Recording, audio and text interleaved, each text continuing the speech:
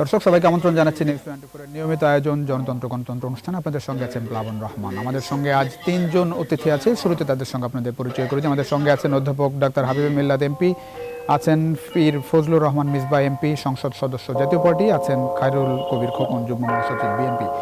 আপনাদের তিনজনকে স্বাগত জানাচ্ছি নিউজ 24 এর এই অনুষ্ঠানে। নিশ্চয়ই শুনতে পাচ্ছেন অধ্যাপক ডাক্তার হাবিবে মিল্লাত এমপি? শুনতে পাচ্ছেন নিশ্চয়ই? মামলা হবে, আবার জেল যেতে হবে। অধ্যাপক ডাক্তার হাবিবে মিল্লাত শুনতে পাচ্ছেন আপনি? শুনতে পাচ্ছেন? অধ্যাপক ডাক্তার হাবিবে মিল্লাত এমপি শুনতে পাচ্ছেন আপনি? আমি শুনতে পাচ্ছি, আপনি শুনতে পাচ্ছেন? জি জি জি, থ্যাংক ইউ। শুনতে পাচ্ছি। আমরা প্রোগ্রামে আছি। আমরা আপনি জানেন যে আজকে দিনভর বেশ দুর্ভোগে কাটলো সারা দেশের মানুষের, বিশেষ করে যারা পথে বেরিয়েছেন। যদিও শুক্রবার ছিল, তার মধ্যেও বেশ দুর্ভোগ। একদিকে তেলের দাম বেড়েছে, সে কারণেই ভাড়া বৃদ্ধির দাবিতে গণপরিবহন, ট্রাক, লরি এগুলা বন্ধ। সব মিলিয়ে একটু জানতে চাই, একজন সংসদ সদস্য হিসেবে এরকম দিনে কেমন লাগে, এক। আর দুই নম্বর হচ্ছে যে সরকারি দলের শীর্ষস্থানীয় নেতাও আপনি, সেই জায়গা থেকে একটু জানতে চাই, মানে মানুষের এই অসহায় অবস্থা দেখে আসলে মানে কেমন লাগে সংসদ সদস্য হিসেবে? ধন্যবাদ আপনাকে, ধন্যবাদ আলোচক বৃন্দ এবং শুভেচ্ছা দর্শকদের। আপনি জানেন যে তেলের মূল্য গতকাল রাত 12টা থেকে বাড়ানো হয়েছে এবং প্রায় 15 টাকা করে বাড়ানো হয়েছে, যার ফলশ্রুতিতে সাথে সাথে পরিবহন শ্রমিক বলতে বাস, ট্রাক এবং সাথে সাথে লঞ্চের কথা শুনলাম যে হরতালে দিতে যাচ্ছে। তো প্রথমে হরতালে যাওয়ার আগে তো একটা নিয়ম আছে সত্যিকার অর্থে, যেটি হচ্ছে যে একটা আলোচনা করে নেওয়ার দরকার ছিল সকলের সাথে যে আসলে কি করা উচিত। আজকে আপনাদের টিভিতেই দেখলাম যে লঞ্চের ভাড়া 100% বাড়াতে হবে। আসলে ডিজেলের দাম, পেট্রোলের দাম তো যাই বাড়ুক না কেন, সেটা তো আসলে 100% নয়, হয়তো 20 ভাগের মতো বেড়েছে বা তার কাছাকাছি। 23%। সেখানে 100% বাড়ানোর দাবিটা কতটুকু যৌক্তিক সেটা বুঝতে পারছি না। আর দ্বিতীয়ত, যে হঠাৎ করে ধর্মঘট, কোনো কিছু না জানিয়ে ধর্মঘট দিয়ে জনভোগান্তি বাড়ানো যায় কিনা। আপনারা জানেন, আমি যদিও জানি যে করোনাকালীন সময়টিতে সত্যিকার অর্থেই বাস, ট্রাক বা পরিবহন বন্ধ ছিল বা কম যাত্রী বহন করেছে, তারাও ক্ষতিগ্রস্ত হয়েছে। তাদের দিকটি অবশ্যই দেখতে হবে। সাথে সাথে সবচেয়ে বেশি যেটি দেখতে হবে সেটি হচ্ছে আমাদের জনগণ যারা এটাতে ভ্রমণ করেন। আজকে নয় শুক্রবার, সেটা অফিস আদালত বন্ধ সব করার থেকে বেশি কেউ বেরোয়নি, রাস্তাঘাট ফাঁকা। কিন্তু আগামী পরশু থেকে বা কালকে থেকে যখন শুরু হবে, যখন তারা পরিবহন পাবে না, কিংবা আজকে পরীক্ষার্থীদেরও কিন্তু একটু অসুবিধা হয়েছে, কোনো সন্দেহ নেই। যারা পরীক্ষা দিতে গেছেন বিভিন্ন ঘুরে আসতে হয়েছে। তো এইভাবে হুটহাট করে বন্ধ করে দেওয়াটা কতটুকু যৌক্তিক সেটা কিন্তু আমাদের আসলে বিবেচনা করতে হবে। আমাদের পার্টির সাধারণ সম্পাদক কিন্তু ইতিমধ্যে অনুরোধ করেছেন যে আপনারা হরতাল ঠিক নয়, আপনারা পরিবহন ধর্মঘট প্রত্যাহারের কথা তিনি বলেছেন। অধ্যাপক ডাক্তার হাবিব মিল্লাত, আমি একটু জানতে চাই, সেটি হচ্ছে যে আপনি বলছেন যে কোনো রকম হুট করে তারা এই সিদ্ধান্ত নিয়েছে, কিন্তু যে জ্বালানি তেলের দামটা বাড়ানো হলো সেটি কতটা আলোচনা সাপেক্ষে সব পক্ষের মতামত নিয়ে বাড়ানো হয়েছে বলে আপনার মনে হয়? সর্বশেষ জ্বালানি তেলের দাম বাড়ানো হয়েছিল 2016 সনে, আসলে আজ থেকে 5 বছর আগে। এবং আন্তর্জাতিক বাজারে তেলের দাম কমানোতে সেটাও কমানো হয়েছিল শেষ 13 সনের দিকে, এই সরকারের সময়টিতে। পরবর্তীতে তেলের দামটি স্থিতিশীল অবস্থায় ছিল। এখন আন্তর্জাতিক বাজারে বাড়ার কারণে বাড়িয়েছে, এই যুক্তিটি দেখানো হয়েছে এবং এটা একটি ভ্যালিড যুক্তি, কোনো সন্দেহ নেই। কিন্তু সাথে সাথে আসলে সামগ্রিক বিবেচনা নিয়ে আসা উচিত। আমরা জানি যে পার্শ্ববর্তী দেশেও ভীষণ আমাদের চেয়ে অনেক বেশি। আবার আমরা দেখেছি এদেশে যদি তেলের দাম কমে যায়, তখন কিন্তু পার্শ্ববর্তী দেশে পাচার হয়ে যায়, সেটাও কিন্তু আমরা খেয়াল করে দেখেছি। সুতরাং সকলের সাথে সামঞ্জস্য রেখে আমাদের কাজটি করতে হবে, না হলে জনগণের যে সুবিধাটি পাওয়ার কথা ছিল ভর্তুকি থেকে, সেটা আমরা না পেয়ে পার্শ্ববর্তী দেশে কিন্তু এখন তেলের দামটা যে বেড়ে গেল, যে পরিস্থিতি আপনি দেখছেন, তাতে করে কি মনে হয় যে এটি কি সুবিধা হলো নাকি অনেক বেশি দুর্ভোগ আরো বাড়বে বলে মনে হয়? দুর্ভোগ এখন কথাটি হচ্ছে, যদি একটি কথা যে করোনাকালীন সময়ে কিন্তু অনেক মানুষের ক্রয় ক্ষমতা, বিশেষ করে আজকে পত্রিকায় দেখলাম যে কিছুটা কমে গেছে এবং অনেকে চাকরি হারাচ্ছেন, কোনো তো কথা অস্বীকার করার কোনো কারণ নেই। কিন্তু সাথে সাথে এটাও তো দেশ চলতে হলে, সরকারকে চলতে হলে, উন্নয়ন কর্মকাণ্ড চালু রাখতে হলে, সমস্ত কিছু খাদ্য সংসম্পূর্ণ হতে গেলে, যদিও ডিজেল আমি জানি কৃষিক্ষেত্রে লাগে, সেইখানে আমাদের সরকারের তো ভর্তুকি দেওয়ার পরিমাণটা আসলে কমিয়ে আনতে হবে যে কোনো ভাবে। যদিও শুনতে কথাটা খারাপ লাগে, কিন্তু ভর্তুকিটা আসলে কমিয়ে আনতে হবে, সেটাও দরকার। সুতরাং যে দায়িত্বে থাকলো সরকার যে কাজটি করুক না কেন ভেবে চিন্তেই করে, কিন্তু কখনো কখনো মনে হয় যে আসলে কতটা কারো পক্ষে যাচ্ছে কারো বিপক্ষে যাচ্ছে। তবে আমি একটা কথা স্পষ্ট করে বলে দিতে চাই, এর উপর থেকে যেন কেউ রাজনৈতিক ফায়দা কিংবা অর্থনৈতিক ফায়দা মালিকরা গ্রহণ করতে না পারে, সেদিকে আমাদের কড়া দৃষ্টি রাখা দরকার। আমি একটু মির্জা ফখরুল ইসলাম আলমগীর একটি বক্তব্য আজকে দিয়েছেন, তিনি যেটি বলেছেন যে জবাবদিহিতা নেই বলেই জ্বালানি তেলের দাম বৃদ্ধি করা হয়েছে, এবং তিনি তীব্র নিন্দা প্রতিবাদ জানিয়েছেন। উনি কিন্তু কোনো সমাধান দেননি, উনি নিন্দা জানিয়েছেন, প্রতিবাদ জানিয়েছেন, কিন্তু ওনার তো কোনো দায় দায়িত্ব নেই। দেশ চালানো, সরকার চালানো, দেশের অগ্রগতি করা, এগুলো দায় দায়িত্ব তার নেই। সুতরাং উনি বিবৃতি দিয়ে খান তোলেন, আমি খুশি হতাম উনি বিবৃতির সাথে যদি বলতেন যে এই পরিমাণ টাকা আপনার ট্যাক্স থেকে পাবেন জ্বালানি মূল্য পাওয়ার জন্য, কিন্তু এই টাকা না নিয়ে যদি অন্যভাবে এই টাকাটা সংগ্রহ করে, আমি একটা উদাহরণ দিয়ে বলছি, তাহলে কিন্তু জনগণ আরো ভালো বুঝতো। এখন জনগণ মনে করে বিরোধিতার স্বার্থে বিরোধিতা করে, এই কাজটি বিএনপি করে যাচ্ছে, মির্জা ফখরুল আলমগীর সাহেব করে যাচ্ছেন, কিন্তু তিনি কিন্তু সঠিক সমাধান দিয়ে যে এই কাজটি করতেন জনগণ কিন্তু গ্রহণ করতো। এই জন্য কিন্তু বিএনপিকে জনগণ গ্রহণ করছে না। জি, অনেক ধন্যবাদ। পীর ফজলুর রহমান মিসবাহ, নিশ্চয়ই শুনতে পাচ্ছেন। যেটি জানতে চাই সেটি হচ্ছে, আমরা বিভিন্ন সময় এরকম গণপরিবহন মালিক শ্রমিকদের কাছে জিম্মি দশা দেখেছি সাধারণ মানুষের। এদিন যেটি ঘটলো সেটিও ব্যতিক্রম নয়। গতকাল আমি নিজে রিপোর্ট করেছি এ বিষয়ে। গতকাল রাতে রাজধানীতে সহ বাস, সারা দেশে বাস চলবে কি চলবে না সে বিষয় নিয়ে কিন্তু সুনির্দিষ্ট ভাবে কিছু বলা হয়নি। ট্রাক কিংবা পণ্য পরিবহন বন্ধ থাকবে সেরকম একটা নির্দেশনা ঘোষণা ছিল। এই জিম্মি দশা থেকে কবে আমরা আসলে মুক্ত হব? সরকারের বা এই জায়গা থেকে মুক্ত হওয়ার কোনো পথ আপনি দেখেন কিনা? মানে কি করার দেখেন, কতদিন এভাবে চলতে পারে? জি জি, ধন্যবাদ আপনাকে, ধন্যবাদ বিজ্ঞ আলোচক বৃন্দকে। বাসের পরিবহনের ধর্মঘটের একটি নিয়ম আছে এবং তারা সেটি আলাপ আলোচনার পরে তারা আপনার পরিবহন ধর্মঘটে যেতে পারেন। জি, তার আগে আলাপ আলোচনা করা দরকার, কিন্তু সেটা না করেই তারা গেছেন। এবং এখানে দেখা যাচ্ছে যে মালিক পক্ষ এরা বলছেন যে শ্রমিকরা এটা বন্ধ করে দিয়েছে বলে তারা নিজেরা এটি থেকে একটু দূরে থাকার চেষ্টা করছে। এবং তারা এটিতে একমত পোষণ করেছেন, বলেছেন যে বাস মালিকরা, তারা বাস মালিক যারা তারা চালাতে চান না, তারা এদের সাথে একমত। হ্যাঁ, কিন্তু মূল ঘটনাটা হচ্ছে যে যারা এই যে হঠাৎ করে একটা নির্বাহী আদেশে এই যে ডিজেল এবং কেরোসিনের দাম লিটারে 15 টাকা করে বৃদ্ধি করে দিলেন, 65 টাকা করে 80 টাকায় নিয়ে গেলেন, যারা এই দামটা বৃদ্ধি করলেন তাদের ধারণা থাকার কথা যে এই দাম বৃদ্ধি করার পরে এটার প্রভাবটা পরিবহন সেক্টরে পড়বে, সব সেক্টর গুলোতেই গিয়ে এটা পড়বে এবং প্রত্যক্ষভাবে খুব দ্রুত যে প্রভাবটা পড়বে সেটা পরিবহন সেক্টরে পড়বে। কাজেই তারা এই মূল্য বৃদ্ধির আগে পরিবহন সেক্টর সহ অন্যান্যদের সাথে কথা বলা উচিত ছিল। এবং তারা যদি দায়িত্ব, আমি মনে করি যে এটি খুব যারা দাম মূল্য বৃদ্ধিটা করেছেন তারাও যে খুব জনগণের কথা চিন্তা করে খুব গুছিয়ে এই মূল্য বৃদ্ধি করেছেন সেটি আমার কাছে মনে হয়নি। কারণ তারা হঠাৎ করে একটা নির্বাহী আদেশে দিয়ে দিলেন যে রাত 12টা থেকে এই মূল্য বৃদ্ধি কার্যকর হয়ে যাবে, এটি দিয়ে দিলেন। তারা কোনো আলোচনা করলেন না, কারোর সাথেই কোনো আলোচনা করলেন না, এটি বৃদ্ধি করে দিলেন। এটার এই নির্বাহী আদেশটা দেওয়ার আগে তো আলাপ আলোচনা করার জায়গা ছিল। এবং এত বৃদ্ধি আপনি কেন করবেন হঠাৎ করে? এখন বলছেন যে আন্তর্জাতিক বাজারে মূল্য বৃদ্ধি তেলের হয়েছে, সেই কারণে আপনারা এটি বৃদ্ধি করেছেন। তো করোনা কালে তো এমনও দেখেছি আমরা, আন্তর্জাতিক বাজারে জ্বালানি তেলের মূল্য অনেক কমে গিয়েছিল। তখন কি আমাদের দেশে দাম মূল্য কমিয়েছিলেন? আমাদের দেশে তো তখন মূল্য কমান নাই। যখন আন্তর্জাতিক বাজারে কমেছে করোনা কালে, তখন তো আমাদের এখানে কমানো হয় নাই। মিল্লাত ভাই যেটি বলছেন যে 13 সালের দিকে একবার কমানো হয়েছে, সম্ভবত লিটারে 2 টাকার মতো কমানো হয়েছিল, কিন্তু তারপর থেকে আন্তর্জাতিক বাজারে অনেকবার কমেছে, কিন্তু আমাদের কোনো কমানো হয় নাই। যখনই আন্তর্জাতিক বাজারে বাড়ে সেটার অজুহাতে বাড়ানো হচ্ছে। শুধু আপনি এই জ্বালানি তেলের না, আপনি দেখেন এই যে এলপিজি গ্যাসের মূল্য প্রতি মাসে বৃদ্ধি করা হচ্ছে। প্রতি মাসে বৃদ্ধি করতে করতে গতকালকে তেলের দাম বৃদ্ধি, বুধবারে তেলের দাম বৃদ্ধি করছেন, বৃহস্পতিবারে এসে এলপিজি গ্যাসের মূল্য বৃদ্ধি করে, সেটা যেটা ছিল আগে ধরেন 1250। আমি যেটি জানতে চাচ্ছিলাম, ধরেন এই যে সরকার যে ডিসিশনগুলো নিচ্ছে তার যে প্রভাব পড়ছে সেই জায়গাটায় সরকারের কোনো কর্মপরিকল্পনা আপনি দেখছেন কিনা? এই যে পরিবহন মালিকরা যে ধরেন সারা দেশ একরকম জিম্মি করে রাখলো এবং যারা পথে বেরিয়েছেন তারা সারাদিন মানে কোনো কিছু না পেয়ে শেষ পর্যন্ত ছোট ছোট যানবাহন নিজের পকেটে টাকা খরচ করে তাদের যেতে হচ্ছে। এবং সরকার যেটি বলছে, মানুষ যেভাবে নিত্যপণ্যের দাম বাড়ছে, জ্বালানির দাম, তেলের দাম বেড়ে গেল, পরিবহন বাড়ানোর দাবি, সবকিছু মিলিয়ে আসলে জনগণ কোথায় থাকছে? জনগণের সুযোগ সুবিধা কোথায়? না, জনগণ অসহায় অবস্থায় আছে। জনগণের কথা কে ভাবছে? জনগণের কথা সরকার যে মূল্য বৃদ্ধি করলেন, সরকার জনগণের কথা ভাবেন নাই।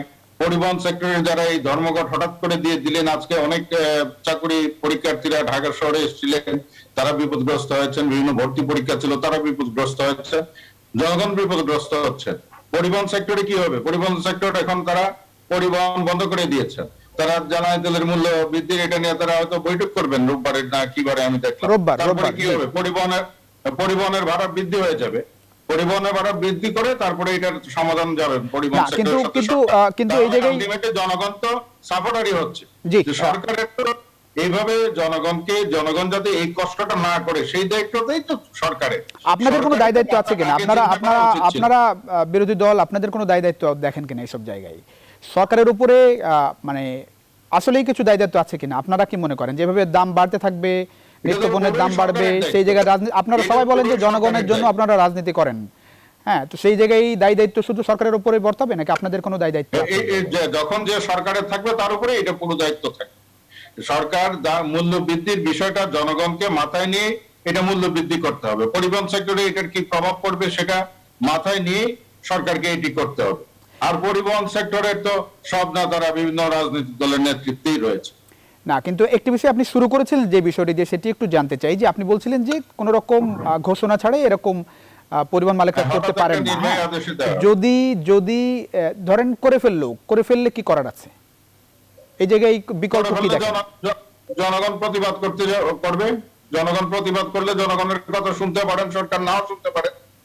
এই যে আপনি আমি প্রতিবাদ করছি, যেভাবে করা ঠিক হয় না, বিভিন্ন জায়গা থেকে মানুষ করছে, কিন্তু এই কথাটা আমরা কার কাছে এই প্রতিবাদটা করছি? সরকারের কাছে করছি। এখন সরকার যদি মানুষের কথাটা নেন, সরকার যদি মানুষকে হৃদয়ে ধারণ করেন, মানুষের কষ্টটা যদি অন্তরে ধারণ করেন, সরকারে যারা রয়েছেন, তাহলে তারা এই ধরনের সিদ্ধান্ত থেকে ফিরে আসা উচিত। অথবা এই ধরনের সিদ্ধান্ত নেওয়ার আগে সব শ্রেণী পেশার মানুষের সাথে কথা বলা উচিত, কারণ মানুষের স্বার্থে সরকার। আপনি পার্শ্ববর্তী দেশে হয়তো আপনার এলপিজির দাম বৃদ্ধি হয়, সেখানে আমি নিশ্চয়ই আপনার কাছে আবার আসবো। একটু খায়রুল কবির খোকনের কথা শুনে আসতে চাই। খায়রুল কবির খোকন, আপনার বক্তব্য একটু শুনতে চাই। আপনি নিশ্চয়ই শুনছিলেন অধ্যাপক ডক্টর হাবিব মিল্লাত বলছিলেন যে বিএনপি নেতা মির্জা ফখরুল ইসলাম আলমগীর প্রতিবাদ করেছেন, নিন্দা জানিয়েছেন জ্বালানি তেলের দাম বৃদ্ধি। একই সঙ্গে তিনি আরেকটি কথা বলেছেন, আওয়ামী লীগ সরকার জনগণকে শত্রুপক্ষ মনে করে। আজকের বক্তব্যের মধ্যে সীমাবদ্ধ থাকছে, কোনো রকম সমাধান বিএনপির পক্ষ থেকে আসছে না, সুপারিশ আসছে না। এটি আপনারা তো নিশ্চয়ই সব রাজনৈতিক দলই বলে থাকে যে জনগণের জন্য রাজনীতি করে, জনগণের জন্য আপনারা কি করছেন? ধন্যবাদ আজকের এই আমাদের দুজন বিজ্ঞ আলোচক বৃন্দকে এবং দর্শক শ্রোতাবৃন্দকে। বিষয়টি আমাদের অত্যন্ত মানে সেন্সিটিভ একটি বিষয়, যে আমাদের গত রাত্রে আকস্মিকভাবে যে আমাদের জ্বালানি তেলের দাম, কেরোসিন এবং ডিজেলের দাম লিটার প্রতি 15 টাকা বাড়িয়ে দেওয়া হয়েছে। এটা আসলে খুব দুর্ভাগ্যজনক, মানে 23% বাড়ানো হয়েছে। তো এই যে 65 টাকা থেকে 80 টাকা করা হয়েছে, এই যে বৃদ্ধি করার কারণ বিষয়টি আকস্মিকভাবে 15 টাকা বাড়িয়ে দেওয়া লিটার প্রতি, তো এটা যে জনগণের উপর যে মানে এই মানে কি বলা যায়, যে জনগণের যে মানে বোঝার উপরে শাকের আগে একটা কথা আছে না, যে জনগণের এমনি নাভিশ্বাস উঠে গেছে। নিত্য প্রয়োজনীয় দ্রব্যমূল্যের এই বৃদ্ধিতে যে এখন দেখা যাচ্ছে যে সারা যারা নিম্ন আয়ের মানুষ, নিম্ন এবং নিম্ন মধ্যবিত্ত, যারা দারিদ্র্য সীমার নিচে অলরেডি চলে গেছে, তো তাদের প্রায় আমরা যতটুকু আমরা স্টোরিতে দেখেছি 76% মানুষের আয় রোজগার কমে গেছে এবং 62% মানুষের কাজ নেই এবং 43% মানুষ আজকে দারিদ্র্য সীমার প্রায় নিচে রয়েছে। প্রায় 7-8 কোটি মানুষ মানে দারিদ্র্য সীমার নিচে রয়েছে। তো এই যে আজকে এই অবস্থার মধ্যে মানুষের যারা সীমিত আয়ের মানুষ, যারা দিন আনে দিন খায়, যারা দিন মজুর, তাদের পক্ষে যে এই যে নেতিবাচক যে প্রভাবটা পড়বে, যে আপনার ডিজেলের দাম কৃষিতে একটা নেতিবাচক প্রভাব পড়বে, কৃষি উৎপাদনের সেচ প্রকল্পের বেড়ে যাবে, বৃদ্ধি হয়ে যাবে এবং আমরা যে পরিবহন যে আমাদের ভাড়া অলরেডি সরকার সিদ্ধান্ত না নেওয়ার আগেই তারা ভাড়া বৃদ্ধি করেছে প্রায় অনেক শতভাগ। বোধহয় লঞ্চ মালিকেরা আমাদের মিলাদ ভাই বলেছেন যে শতভাগ মানে তারা দাবি করেছে করার জন্য, এবং ট্রাক, বাস এবং পরিবহন তারা ধর্মঘট চালাচ্ছে, তারা দাম বৃদ্ধির জন্য। যেই দাম বৃদ্ধির সঙ্গে পরিবহন মানে ব্যয় বাড়ার সাথে সাথে তারপরে এইটার প্রভাব পড়বে সাধারণ মানুষের, মানে ভোক্তা যারা সাধারণ মানুষ, যারা সীমিত আয়ের মানুষ, যাদের কোনো আয় ইনকাম বাড়েনি, কমেছে তো এই কোভিড এর কারণে। তো সেখানে দেখা যায় কোভিড এর কারণে আমি জানতে চাই খায়রুল কবির খবর যেটি জানতে চাচ্ছিলাম, আপনারা বিরোধী দল হিসেবে কি করছেন? না আমরা বিরোধী দল, আমাদের তো বিরোধী দলের দায়িত্ব কি? বিরোধী দলের দায়িত্ব হলো যে এই সরকারের যে কর্মকাণ্ডগুলো করবেন, সরকারকে ভালো কাজে আমরা অবশ্যই ভালো কাজে তাদেরকে আমরা সমর্থন করব। আর যারা নেতিবাচক কাজ করবেন, জনবিরোধী কাজ করবেন, যে জনগণের স্বার্থের পরিপন্থী কাজ যেগুলো করবেন, সেগুলো অবশ্যই বিরোধী দলের দায়িত্ব সমালোচনা করা, গঠনমূলক সমালোচনা করে আমরা তাদের ভুল ত্রুটি ধরিয়ে দিব যে আপনারা এই কাজগুলি ভুল করছেন। এখন যে কাজগুলি এখন যদি আমরা সমালোচনা করলেই বলা হয় যে আমরা ষড়যন্ত্র করছি, কারণ তারা তো জনগণের কাছে কোনো দায়বদ্ধতা নাই, জবাবদিহিতা নাই, কারণ জনগণের ভোটে তারা নির্বাচিত হন নাই। তারা একটি বিনা ভোটে একটি মিডনাইট এবং নিশিরাতের সরকার, বুঝছেন? একটা মানে বলা যায় যে এটা আপনারা জানেন যে এটা স্বীকৃতি পেয়েছে। তো সেখানে তাদের তো মানে শুধু একটি প্রশাসনের জীবনে তাদের জবাবদার রয়েছে। এই জন্য তারা হঠাৎ করে আলোচনা করার প্রয়োজন বোধ করেন নাই। এইটাকে নেতিবাচক যে কথাটি বললেন আমাদের এই যে আমাদের মেপি সাহেব, আমাদের তার সাথে একমত যে এটাতে কি নেতিবাচক প্রভাব পড়তে পারে, জনগণ কতটা ভোগান্তির শিকার হতে পারে। যদি ভারতের মতো দেশে যদি আন্তর্জাতিক বাজারে জ্বালানির দাম যখন কমেছিল, তখন তো জনগণ তো সুবিধা পায়নি, তখন তো সেখানে আমাদের দেশে তেলের দাম কমানো হয়নি। এখন কেন সেখানে 40,000 কোটি টাকা বিবিসি মুনাফা করেছে এই যে 5 বছরে, সেখানে 40,000 কোটি মুনাফা ভারত যদি তারা তাদের কমিয়ে দিতে পারে, কর কমিয়ে দিয়ে যদি তারা লিটার প্রতি 5 টাকা 10 টাকা কমাতে পারে, তারা এখন সমন্বয় করতে পারে, সেটা আমরা কেন পারলাম না? আমরা কেন এই জনগণের এই শক্তি দিতে পারলাম না? কেন ভারতকে আমরা ভারতের মতো দেশে যদি সাধারণ মানুষের চিন্তা করে তারা সেখানে কর কমিয়ে দিতে পারে, তো বাংলাদেশের সরকার কেন করতে পারলো? অনেক ধন্যবাদ। আমি একটু এই বিষয়ে অধ্যাপক ডক্টর হাবিব মিল্লাত, আপনি নিশ্চয়ই শুনছিলেন, দুর্নীতি সিন্ডিকেটের কাছে সরকার জিম্মিয়ে পড়েছে, কারণ তারা নিয়ন্ত্রণ, তারা বাইরে বাজার নিয়ন্ত্রণ করতে পারছে না ওরা, এটা বাস্তবতা। না হলে আমরা দেখতে পাচ্ছি তারা বলছে আসবো নিশ্চয়ই খায়রুল কবির খোকন, আমি আবার নিশ্চয়ই আপনি বলবেন, আমি কিছুই করতে পারে না। আমি একটু অধ্যাপক ডক্টর হাবিব মিল্লাত আপনার কাছ থেকে একটু শুনতে চাই। সরকারি দলের বিভিন্ন পদক্ষেপ নিয়ে বলছিলেন, সরকারি মানে ক্ষমতাসীন সরকারের বিভিন্ন পদক্ষেপ নিয়ে বলছিলেন, এবং যেভাবে দ্রব্যমূল্যের ঊর্ধ্বগতি হচ্ছে, মানে মানুষের কোনো রকম স্বস্তি অন্তত বাজারে নেই, এবং এখন যে জ্বালানি তেলের দাম বাড়লো, একই সঙ্গে পরিবহন ভাড়া বাড়ানোরও একরকম আশঙ্কা। অনেকে বলছেন যে পরিবহন ভাড়া বাড়িয়ে দেওয়ার একরকম সুযোগ তৈরি করা হয়েছে। সবকিছু মিলিয়ে স্বস্তি কতটা দেখেন সামনে এই জায়গাটায়? সাধারণ আপনি দেখেন যে আমরা কিন্তু ইস্যু ভিত্তিক আলোচনা করি। একটা প্রশ্ন রেখেছিলাম, জি প্লিজ, যে আপনারা সমালোচনা করলেন কিন্তু কোনো পরামর্শ দিলেন কি, কোন সমাধান দেখলেন কি? সেই উত্তরটি কিন্তু কোনদিন আজকেও পাইনি, কোনোদিনও আমি পাই না বিএনপির কাছ থেকে। এটা আমার দুঃখ। যে এই জায়গাটা একটু সুদৃঢ়ভাবে জেনে আসি তাহলে। একটু খায়রুল কবির খোকন, বরাবরই বক্তব্য সমালোচনা আসে, সমাধান আসে না বিএনপির কাছ থেকে। একটু এই জায়গাটায় সমাধান কি আপনি একটু যদি বলেন। খায়রুল কবির খোকন, আনমিউট করতে হবে একটু কাইন্ডলি। জি খায়রুল খোকন, একটু আনমিউট করবেন। জি কাইন্ডলি একটু আনমিউট করে বলতে হবে, আপনার কথা শুনতে পাচ্ছেন না। জি অডিও আনমিউট করেন কাইন্ডলি। তাহলে আমরা চলে যাই, আমরা তো শুনতে পাচ্ছি না আসলে। জি ডাক্তার হাবিব মিল্লাত। দ্বিতীয়টি হচ্ছে যে ভারত সম্বন্ধে কথাটি বললেন, পার্শ্ববর্তী দেশ সম্বন্ধে আমরা খবরটি রাখি। গতকালকে বিজেপির এক প্রাক্তন তৃণমূল নেতা মন্ত্রী, যিনি বিজেপিতে গিয়েছিলেন, তিনি আবার বিজেপিতে ফিরে আসছেন। তাকে প্রশ্ন করা হয়েছিল যে কেন আপনি ফিরে আসলেন আবার তৃণমূলে। উনি তখন উত্তরটি দিলেন, যেভাবে পেট্রোল, ডিজেল এবং কেরোসিনের দাম কেন্দ্রীয় সরকার বাড়িয়েছে, সেটা আমরা পরামর্শ দেওয়া সত্ত্বেও না শোনার জন্য আমি দলটি ত্যাগ করে অন্য দলে চলে আসলাম।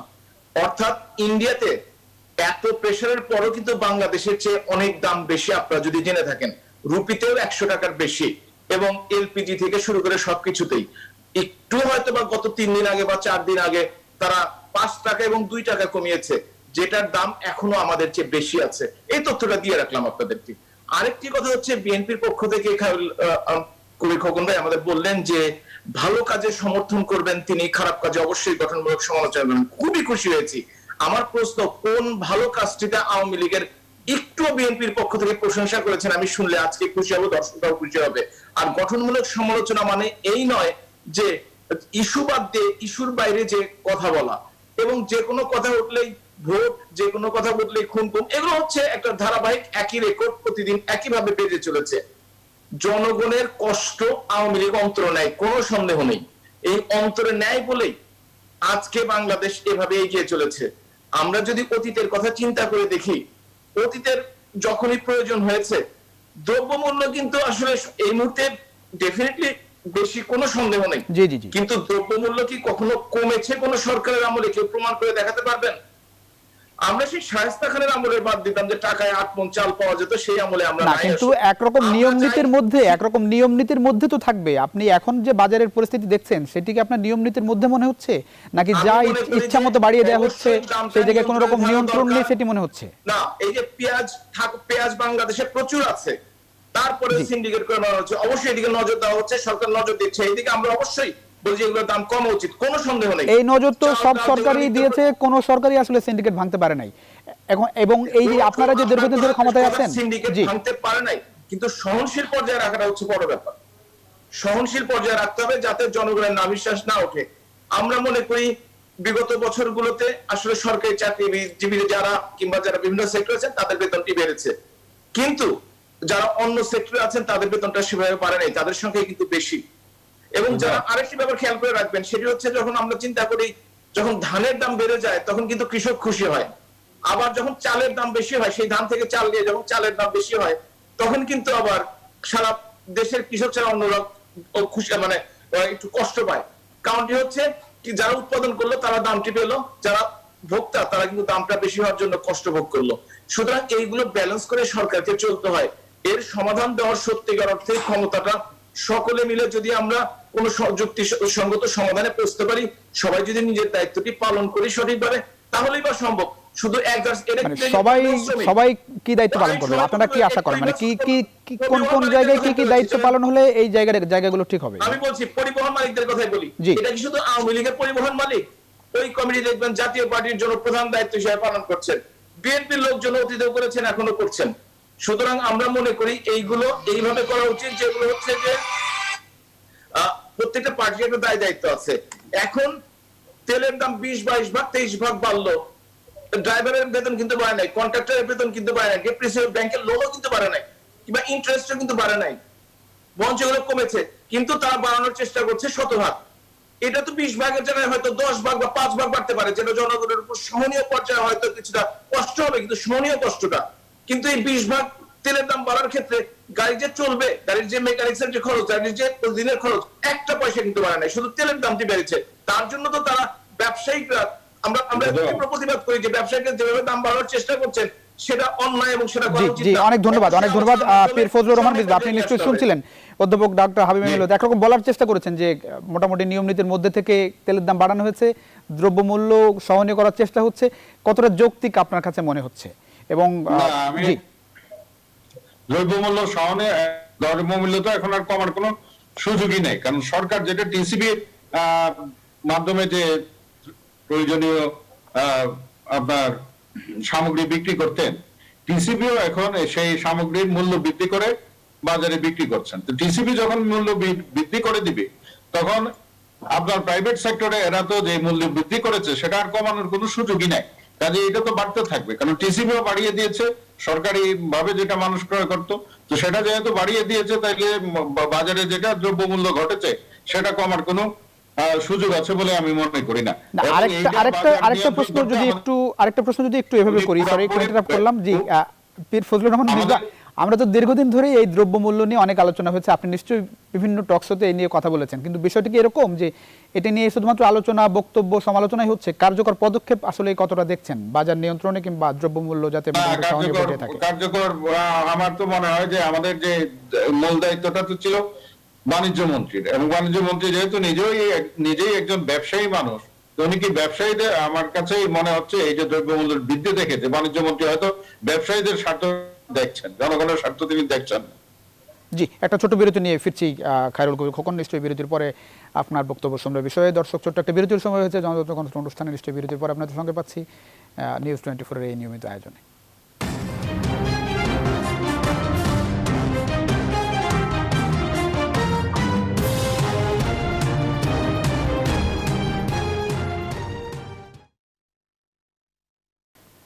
দর্শক, আবারও স্বাগত জনতন্ত্র গণতন্ত্র অনুষ্ঠান। আমরা কথা বলছিলাম দ্রব্যমূল্য বৃদ্ধি, জ্বালানি তেলের দাম বৃদ্ধি, একই সঙ্গে দিনভর দুর্ভোগ নিয়ে, ধর্মঘটের দুর্ভোগ নিয়ে আমরা আবার একটু আলোচনায় ফিরতে চাই। খায়রুল কবির খোকন নিশ্চয়ই শুনতে পাচ্ছেন। আমরা একটু নির্বাচন প্রসঙ্গে আলোচনা করতে চাই। ওবায়দুল কাদেরের একটি বক্তব্য দিয়ে এই প্রশ্ন করতে চাই। ওবায়দুল কাদের বলেছেন, শিকড় থেকে বিচ্ছিন্ন হয়ে নির্বাচন বিমুখ বিএনপি। আপনারাও তো এবার স্থানীয় সরকার নির্বাচনে অংশ নিচ্ছেন না, কতটা লাভ হচ্ছে নির্বাচনে অংশ না নিয়ে? খায়রুল কবির খোকন, শুনতে পাচ্ছেন আপনি?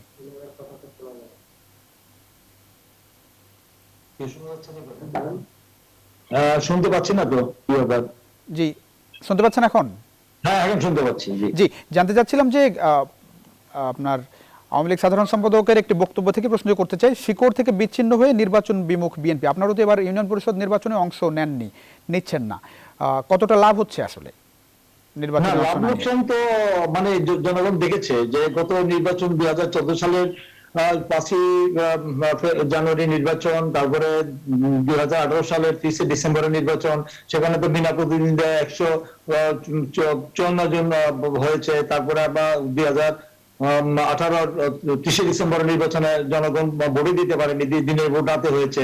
তো সেখানে তো বা এই নির্বাচনে গিয়ে তো একটা তামাশা নির্বাচনে গিয়ে তো লাভ নেই, কারণ এই নির্বাচনে যেহেতু জনগণ যারা এই নির্বাচন কমিশন একটি আজ্ঞাবহ নির্বাচন, একটি আপনার ছোট জগন্নাথ সরকারের একটি দলীয় সংগঠনে পরিণত হয়েছে। তারা তো আজ পর্যন্ত কোনো জাতীয় নির্বাচন, স্থানীয় নির্বাচন, একটি অবাধ, সুষ্ঠু, গ্রহণযোগ্য নির্বাচন করতে তারা ব্যর্থ হয়েছে। এবং এই নির্বাচন কমিশনের অধীনে, এই আজ্ঞাবহ দলীয় নির্বাচনের কমিশনের অধীনে অবাধ, সুষ্ঠু, গ্রহণযোগ্য নির্বাচন হওয়া কোনো অবস্থায় সম্ভব না। মানে কিন্তু খায়রুল কবির খোকন, বাংলাদেশের রাজনীতি সম্পর্কে আপনি দীর্ঘদিন ধরে রাজনীতির মাঠে, এইটি নিয়ে বলার কিছু নেই। আমি জানতে চাচ্ছিলাম যে মাঠ ছেড়ে দিয়ে কি খুব বেশি লাভ হয় নাকি মাঠে থেকে লাভ হয়? না, এটা এখন মাঠের থেকেও তো লাভ নেই, মাঠের থেকে, কারণ যেই জায়গায় যারা মনোনয়ন পাবেন, হ্যাঁ, প্রশাসন, নির্বাচনের কর্মকর্তা যারা আছেন, তারাই দিনের শেষে এন্ড অফ দ্য ডে তার দলীয় প্রার্থীদেরকে তারা ঘোষণা দিবে, তারাই বিজয়ী হবে। এখন আমাদের গিয়ে এই নির্বাচনে বৈধতা দেওয়ার তো কোনো যৌক্তিক কারণ আছে? তাহলে আপনারা কি করছেন? মানে বাইরে থেকেই বা কি করছেন? জনগণ ভোট দিতে পারবে না, সেখানে মানে দিনের ভোট রাতে হয়ে যাচ্ছে। হ্যাঁ, সেখানে কিভাবে ভোট অর্থহীন একটা আনুষ্ঠানিকতা মাত্র, এটা লোক দেখানো। এই নির্বাচনে তো জনগণ তাদের ভোটাধিকার, আমার পছন্দের প্রার্থীকে ভোট দিয়ে নির্বাচিত করার সেই সুযোগ তো নাই আর এখন। কিন্তু আপনারা কমিশন হলে তার অধীনে আমরা নির্বাচনে যাব, আর আদারওয়াইজ এই সরকারের অধীনে, দলীয় সরকারের অধীনে কোনো নির্বাচনে সুষ্ঠু হয়নি, আগামী দিনে হবে না, অতীতে হয়নি, আগামী দিনে হবে না, এটা পরীক্ষিত। তাই তাদের নির্বাচনে গিয়ে, এই তামাশার নির্বাচনে গিয়ে, এই পাতানো নির্বাচনে গিয়ে কোনো যৌক্তিক কারণ আছে বলে মনে হয় না। কিন্তু আপনি যদি 2014 সালের নির্বাচন দেখেন, 2014 সালের নির্বাচন দেখেন এবং গত যে জাতীয় নির্বাচন গেল, দুটি নির্বাচনে তো আপনাদের দাবি আদায় করতে পারেননি। এখন কি ধরনের পরিকল্পনা আপনাদের, যাতে করে আপনাদের কথা সরকার শুনবে? আমাদের পরিকল্পনা, আমাদের বক্তব্য অত্যন্ত স্পষ্ট। আমরা সুনির্দিষ্ট ভাষায় আমাদের দলের পক্ষ থেকে, দলের মুখপাত্র, আমাদের দলের মহাসচিব মির্জা ফখরুল ইসলাম আলমগীর, তিনি ইতিমধ্যে ঘোষণা দিয়েছেন যে এই বর্তমান সরকারের অধীনে কোনো নির্বাচন হতে যাবেনই না, এবং নির্বাচন কমিশনের অধীনে, এই সরকারের অধীনে নির্বাচনে যাবে না, এবং সে আগামী দিনে একতরফা নির্বাচন হলে সেই নির্বাচনকে প্রতিহত করা হবে, এবং প্রতিহত না, সেই নির্বাচন করতে দেওয়া হবে না, স্পষ্ট ভাষায় বলেছেন। বলতে চাই যে এই নির্বাচন কমিশন, আমরা চাচ্ছি যে একটি নির্দলীয় সরকারের অধীনে একটি স্বাধীন নির্বাচন কমিশন গঠিত হলে সেখানেই আমরা নির্বাচনে যাব। সেই নির্বাচনের দাবি আদায় করার জন্য ইতিমধ্যে আমরা আন্দোলনের রূপরেখা তৈরি হচ্ছে, এবং সম্ভাবনা বিভিন্ন বাম দল থেকে শুরু করে, বিভিন্ন ইসলামিক দল থেকে শুরু করে যারা আছেন, গণতান্ত্রিক দল যারা আছেন, গণতন্ত্র পুনরুদ্ধার করতে চান, যারা ভোটাধিকার যে হরণ হয়েছে, ভোটাধিকার প্রতিষ্ঠা করতে চান, গণতন্ত্র প্রতিষ্ঠা করতে চান, মানুষের মৌলিক অধিকার, গণতন্ত্র, আইনের শাসন, বিচার বিভাগের স্বাধীনতা, ন্যায় বিচার প্রতিষ্ঠা করতে চান, মত প্রকাশের স্বাধীনতা প্রতিষ্ঠা করতে চান, তাদেরকে নিয়ে আমরা একটা বৃহত্তর গঠন করে, একটা প্ল্যাটফর্ম গঠন করে আমরা আন্দোলন করে। এই আন্দোলনের কথা তো আপনারা দীর্ঘদিন ধরেই বলছেন। না, আগের বলার বর্তমানে বলার মধ্যে অনেক পার্থক্য আছে। কারণ ওই এখন এখন বিষয়টি জনগণের কাছে দেশে বিদেশে এটা প্রতিষ্ঠিত হয়েছে যে না, এই সরকারের যে কর্মকাণ্ড, গণবিরোধী যে তাদের কর্মকাণ্ডগুলো হচ্ছে, যে গণতন্ত্রে লেবাসে যে তারা একটি ভয়ঙ্কর ভয়াবহ স্বৈরশাসন চালাচ্ছে এবং জনগণ যে নিষ্পেষিত, নির্যাতিত, নিপীড়িত, আজকে জনগণের যে দাবি আদায়ের জন্য বুঝতে পেরেছি। অনেক ধন্যবাদ, আপনার বক্তব্য স্পষ্ট, অনেক ধন্যবাদ অধ্যাপক ডাক্তার হাবিব মিল্লাত। আপনারাও বলছেন যে নির্বাচনের সময় হলে নির্বাচন হয়ে যাবে, আপনারা কোনো সময় আর তত্ত্বাবধায়ক সরকার ব্যবস্থা, নির্দলীয় সরকার ব্যবস্থা এইসবের মধ্যে যাবেন না, সংবিধান অনুযায়ী নির্বাচন হবে। এবং বিএনপি বলছে যে এরকম নির্বাচনে তারাও যাবে না। যদি নির্বাচন হয়ে যায়, বিএনপি নির্বাচনে না আসে, সেক্ষেত্রে কতটা গ্রহণযোগ্য নির্বাচন হবে বলে আপনারা মনে করেন? এই বিএনপির দাবি দেওয়া নিয়ে ক্ষমতাসীন দল কি ভাবছে? আমি সত্যিকারের অবাক হয়েছি যে 2014 সন থেকেও বিএনপি এখনো কোনো শিক্ষা নেয়নি। কারণ আজকে যে নির্বাচন করতে দেওয়া হবে না বা নির্বাচন প্রতিহত করা হবে, এটি কিন্তু 2014 সনে করা হয়েছিল এবং তারা শতভাগের উপর যদি কোনো ভাগ থেকে থাকে সেভাবে তারা ব্যর্থ হয়েছেন।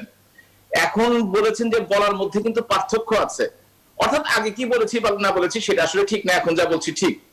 ভবিষ্যতেও যে আবার কথাটা উল্টে বলবে না যে অতীতে কি বলেছি না বলেছি সেই কথাটা একটু বলেছেন, দেশে বিদেশে প্রতিষ্ঠিত হয়েছে, সেই সময় কিন্তু আমরা এই ধরনের কথা শুনেছিলাম। সুতরাং কথাটা কনসিস্টেন্ট হতে হবে এবং যে কথা বলি সেই কাজটি করে দেখাতে হবে। আপনারা দেখেন 2000 আপনার বৈধতা দিবেন না, 2014 সালে প্রতিহত করতে গিয়ে ব্যর্থ হলেন, অগ্নিসংযোগ হলো, অগ্নি সন্ত্রাস হলো, মানুষ পুড়িয়ে মারা হলো, দেশের অর্থনীতি করতে হলো, সেগুলো হলো। 2018 সালে সংলাপ করলেন, নির্বাচনে আসলেন, নির্বাচনের মাঠ ছেড়ে চলে গেলেন বৈধতা দিয়ে। এখন কেউ কি জোর করে আপনাদেরকে বা হাতে পায়ে ধরে নির্বাচনে নিয়ে আসবে? নির্বাচনে কেউ যদি না আসে সেটা তার দায় দায়িত্ব, প্রতিহত করার ক্ষমতা বিএনপির আছে কিনা সেটাও কিন্তু একটা প্রশ্ন, এবং কারো আছে কিনা সেটাও কিন্তু একটা প্রশ্ন। বাংলাদেশের জনগণ কিন্তু এই ধরনের যে নৈরাশ্যবাদী কর্মকাণ্ড, অগ্নি সন্ত্রাস কখনোই পছন্দ করে না, আপনারা সেটা নিশ্চয়ই জানেন। কিন্তু অধ্যাপক ডাক্তার হাবিব মিল্লাত, আপনারা যে প্রক্রিয়ায় আমি একটু জানতে চাই, আপনারা যে প্রক্রিয়ায় শেষ করে ওনার কথা শেষ করে জি প্লিজ। ইউনিয়ন পরিষদ নির্বাচনের কথা বললেন যে আমরা নির্বাচনে অংশগ্রহণ করছি না। গতকালকে পত্রিকা যদি বড় পত্রিকার হেডলাইন দেখে থাকেন, 808টির মধ্যে 500টির বেশিতে বিএনপির প্রার্থী, দলীয় ভাবে নয় কিন্তু বিএনপির প্রার্থী নির্বাচনে অংশগ্রহণ করেছে ধানের শীষ প্রতীক ছাড়াই। এবং এই যে 1008 জনের যে হচ্ছে প্রায় 700 প্রার্থী জয়েন করেছে। সুতরাং কেন্দ্রীয় নেতৃত্বের কথা নিচের তৃণমূল শোনে কিনা সেটা কিন্তু একটা পার্টির চেইন অফ কমান্ড, সেটা কিন্তু বিএনপির মধ্যে নাই। তারা কিন্তু নির্বাচনে অংশগ্রহণ করছে, কেন্দ্র যাই বলুক না কেন আমরা নির্বাচনে অংশগ্রহণ করবই, কারণ নির্বাচনে অংশগ্রহণ করা ছাড়া আসলে জনগণকে সেবা করার কোনো সুযোগ নেই। এখন জি প্রশ্ন করুন। জি, আমি জানতে চাচ্ছিলাম আপনারা যে প্রক্রিয়ায় নির্বাচন করছেন, হ্যাঁ, যেভাবে নির্বাচন করতে চাচ্ছেন, কতটা ভালো নির্বাচন হচ্ছে বলে আপনাদের পর্যবেক্ষণ কি? আসলে এই যেভাবে নির্বাচনগুলো হচ্ছে, পর্যবেক্ষণটা হচ্ছে কোন দেশে, আমাদের দেশের নির্বাচন কমিশন জি সাংবিধানিক একটি প্রতিষ্ঠান এবং তাদের যে দায়িত্ব এবং ক্ষমতা রয়েছে তারা কতটুকু সেটুকু পালন করছে সেটা নিয়ে প্রশ্ন উঠতে পারে। সরকার তো নির্বাচন করে না, নির্বাচন কমিশন তো বরাবরই বলে এসেছে, নির্বাচন কমিশন তো বরাবরই বলে আসছে, কমিশন নির্বাচন পরিচালনা করে এবং এটা আমাদের দেশে যেমন করে যে কোনো সভ্যভদ্র দেশে কিন্তু সেভাবেই করে থাকে। সুতরাং এই নিয়ে সরকারকে দোষারোপ করার কিছু নেই আসলে, যে সরকার কি করছে। নির্বাচন কমিশন কাউকে যদি কোথাও, কেন বিএনপি নির্বাচনে এবারও তো এই এর মধ্যে তো বিএনপি থেকে কয়েক জায়গায় জিতেছে, এই গত 808টি নির্বাচন হলো, তার মধ্যে বিএনপি জিতেছে, অর্থাৎ বিএনপি সেইখানটি শক্তিশালী, সংখ্যায় কম, অর্থাৎ যেখানে শক্তি আছে। জনগণের শক্তি কিভাবে প্রমাণিত হয়? সেটি হচ্ছে জনসমর্থন দিয়ে। আর জনসমর্থন কেউ 80-90% দাবি করতে পারেন, কিন্তু বাংলাদেশের আর পৃথিবীতে সর্বোচ্চ দুটি গ্রহণযোগ্য পদ্ধতি আছে। একটি হচ্ছে নির্বাচনে অংশগ্রহণ করে জনমত যাচাই করা, আরেকটি হচ্ছে জনমত করে জরিপ করে, কিন্তু বাংলাদেশে তার স্ট্যাটিস্টিক্স নেই জরিপ করার। সুতরাং আমাদের নির্বাচনকে স্ট্যান্ডার্ড হিসেবে ধরতে হবে। এখন কোনোটাতেই কিন্তু বিএনপি প্রমাণ করতে সক্ষম হয়নি যে তারা জনপ্রিয় দল কিংবা তারা জনপ্রিয়তা আছে। তারা অংশগ্রহণ করছে, কেউ কেউ জিতছে, সেই নির্বাচন নিয়ে কোনো কথা নেই। যে নির্বাচনগুলো হারছে সেই নির্বাচনকে প্রস্তাবিত করা হচ্ছে। তবে আমি এখনো মনে করি নির্বাচন কমিশনকে আরো শক্তভাবে নির্বাচন পরিচালনা করা দরকার, যার মাধ্যমে আমাদের দেশে যে ভোট উৎসব শুরু হয় সেই ভোট উৎসবটি আরো যেন ভালোভাবে হয় সেই কাজটি আমাদের করা। অনেক ধন্যবাদ। পীর ফজলুর রহমান, দলীয় সরকারের অধীনে কোন নির্বাচনী অবাধ সুষ্ঠু হয়নি, এটা প্রমাণিত।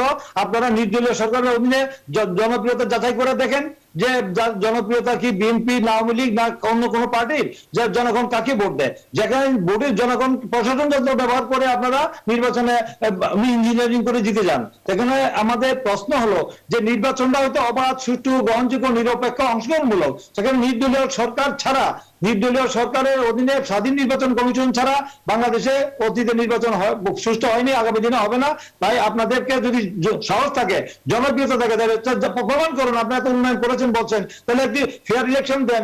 আপনারা নির্দলীয় সরকার, দলীয় সরকার অধীনে নির্বাচন না করে নির্দলীয় সরকার অধীনে আপনারা নির্বাচন দিয়ে আমরা জনপ্রিয়তা যাচাই করেন, জনগণ কাদের সাথে আছে। আপনারা যদি আংশিকভাবে সত্য কথা বলেছেন যে দলীয় সরকারের অধীনে নির্বাচন কখনোই গ্রহণযোগ্য, এটা কখনোই আংশিক সত্য। কারণ আমরা যখন জিয়াউর রহমানের হ্যানা ভোট দেখেছি কিংবা এরশাদের সময় জোর করে প্রার্থী ডিক্লেয়ার করতে দেখেছি, সেটা কিন্তু দলীয় সরকারের সময় হয়েছে। পরবর্তীকালে কিন্তু এই জন্য আওয়ামী লীগের দাবির ক্ষেত্রে তত্ত্বাবধায়ক সরকার গঠিত হয়েছিল। সময়ের পরিবর্তনে সেটার দাবিটির প্রয়োজন নেই। কি কারণে প্রয়োজন নেই সেটা বলে দেন। আমরা একেবারে শেষ পর্যায়ে আমরা একটু পীর ফজলুর রহমান মিসবার কথা শুনতে চাই শেষ বেলায়। প্রতিবার নির্বাচনের আগে এই ডিবেটটা হয়, কোন সরকারের অধীনে নির্বাচন হবে। এবারও বেশ আগে ভাগে এই আলোচনা চলছে, দুই দলের শীর্ষস্থানীয় নেতারা কথা বলছেন। সামনে আসলে কি দেখেন, এটির কোনো সমাধানে পৌঁছানো সম্ভব বলে আপনার মনে হয় কিনা? ফজলুর রহমান মিসবা। জি, আমরা দেখেন, আমরা জাতীয় পার্টি কিন্তু কখনোই কোন নির্বাচন আমরা বর্জন করি নাই। আমরা কিন্তু দলীয় নির্বাচন মুখী দল।